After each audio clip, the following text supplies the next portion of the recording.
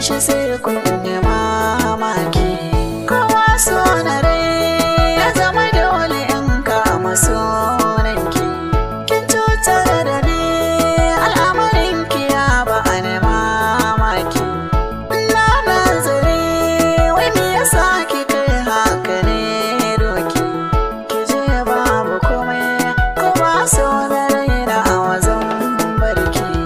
Abin sirri ne banda sani na ce zan yi tambayi, amma gaskiya ita kadai na sanya a cikin ruhi.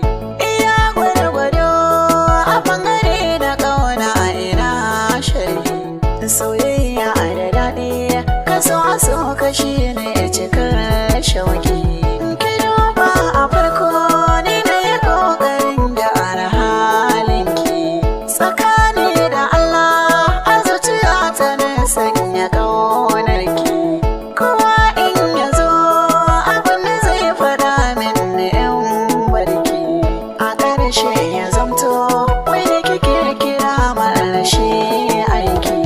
Soyayya da ni kin ɗauki alƙawar zuwa cikin soke. Ki je babu komai duk wanda ya ɗaga dole zai sauke. Idan har da rai ciwo na zuciya ta zai warke.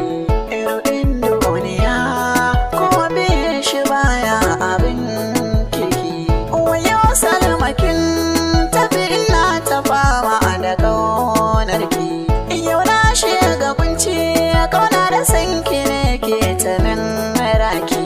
Na san dakina a raye babu mai min batun roki. Ko da za a ni samo bakin su farki to ban da ha.